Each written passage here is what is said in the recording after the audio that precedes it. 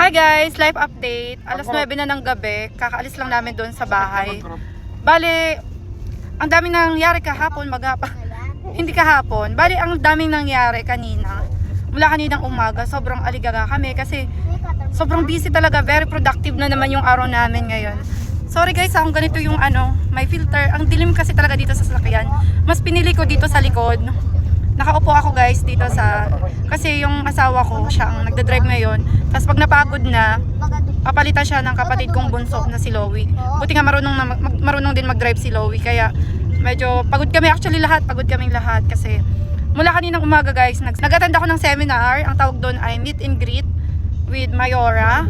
PKS yun, or Project Knowledge Seminar tungkol doon sa Rose Point ng Rose Point Subdivision and Rose Point Village, yung ating tripping, yung ang dami nating buyer na nag-i-inquire. So, kaya hindi masyadong na-discuss yung price. Kaya wala pa talaga ako guys maibibigay presyo doon sa ating pre-selling. Dahil na-upload po yung meeting, biglang nagka-emergency at kinailangan umalis ka agad nung host. Pero napalunch naman kami, kumain kami. Thank you so much po sa palunch. At kumain na naman ako guys ng fast food. Yun nga, araw-araw ko na nga yun iniiwasan. Kaya lang teka, ganyan lagi ang mga pakain. Fast food, talagang mabilisan. Libre lang yun, kaya nananabana. Tapos, syempre ingat-ingat din tayo. And nung alauna na, sumunod na ako dun sa Walter at may guesting sila, Ate Venice, kasama yung mga talented singers na ka-voice lesson niya. Nagkanta-kanta sila.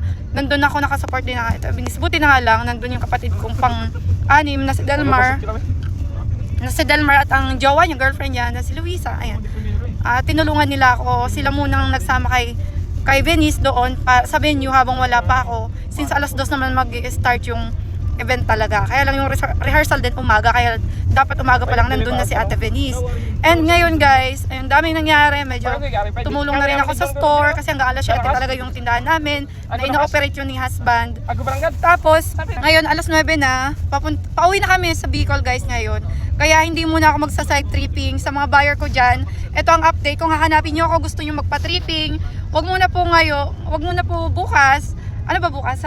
Saturday? Wag muna po bukas Saturday and Sunday. Monday pa po ako makakabalik. Start po ulit tayo ng grind ng Monday. Ayan. Sa mga gusto pong magpa-tripping, actually may nagpa-schedule na sa akin Martes. So available po ako from Monday to Sunday next week.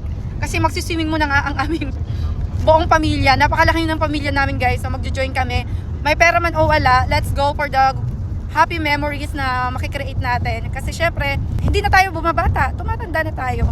So, makipag-banding tayo doon sa mga kamag-anak natin doon sa Bicol. Kaya sinama ko yung dalawa naming anak, si husband, tapos itong dalawa kong kapatid. Pang-5 ako, pang-6 si Dalmar, and pang-7 yung kapatid kong bunso si Lowy na magiging kapalitan ni husband. So, yun lang muna ang update. Mag-next upload ako bukas. Patulog muna ako kaya pinili ko yung spot na to kasi higa ako ang haba nitong likod o di ba?